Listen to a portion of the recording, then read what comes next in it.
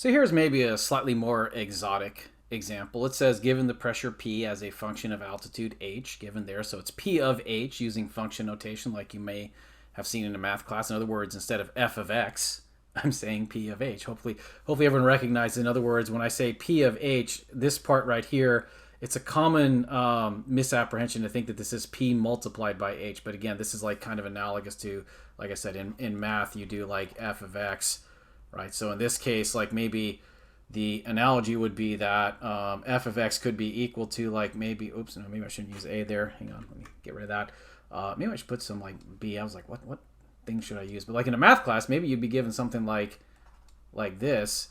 But in physics, maybe it's more common to write P represents pressure here, and H is like a height above the ground. So I think that's why it made sense to use H for altitude.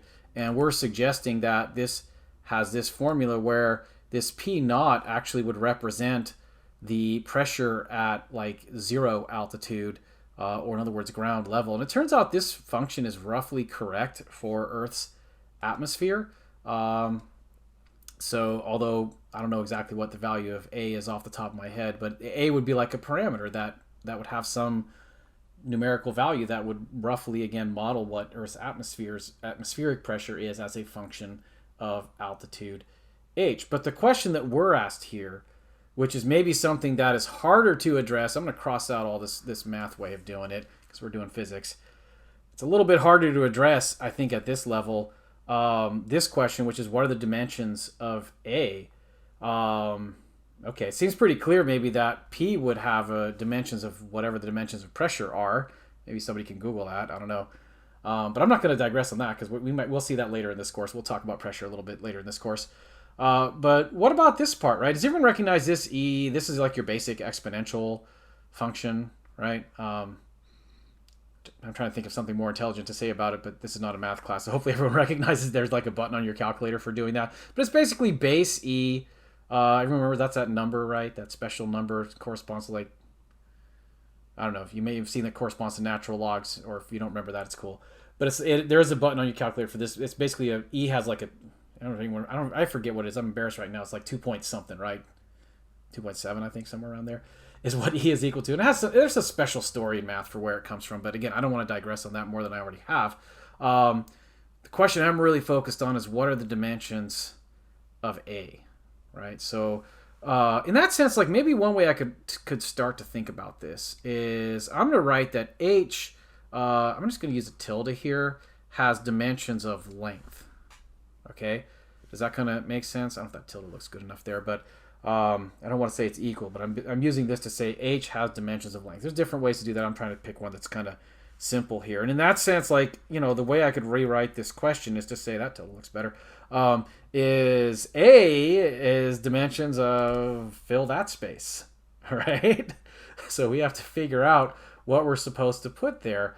The principle that you can use to answer this question is when you have something like an exponential function, it turns out the rule is that whatever is inside the exponential function, so this part right here, that has to be dimensionless, right? So maybe I'll just say here, let me just put that as a word, dimension. I think I can fit it in here.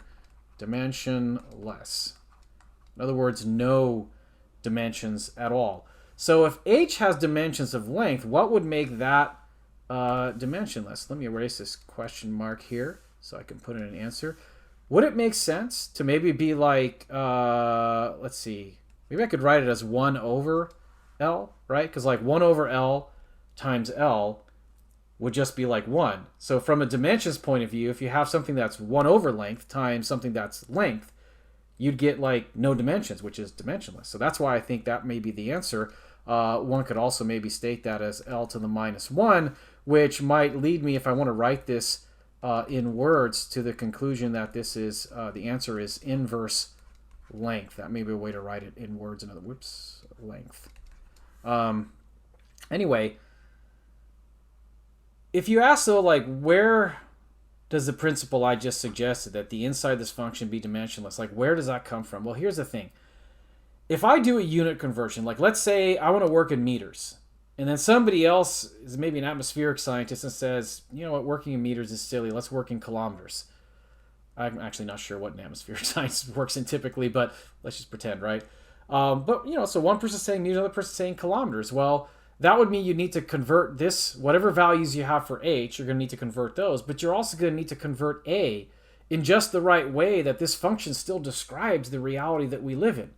And the only way for that to make sense, it turns out, is if this whole thing is dimensionless, because that means that when you do those conversions on the product, the effect will actually cancel out, because like if you switch from meters to kilometers, h might decrease numerically by a factor of 1,000, but a would have to increase by a factor of 1,000. It turns out if it had units of inverse kilometers, it would actually do that when you did the conversion. And that makes sense, because if you're at a particular physical altitude of, let's say, I don't know, 50 kilometers or something like that, I'm just throwing that out there. But if somebody else said, oh, but that's 50,000 meters, it shouldn't change what the actual air pressure is at that point in the atmosphere. And so by following this rule, you kind of guarantee that to be the case. So this is a general kind of thing that tends to come up.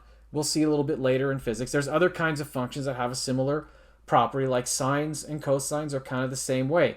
Whatever's inside the sine or the cosine itself must be dimensionless. So you can apply that same rule. Tangent functions, same. So most of the trig functions, that kind of works. Sometimes, well, logarithms are a little bit different, so those maybe have a slightly modified set of rules for them. But there's the answer, inverse length.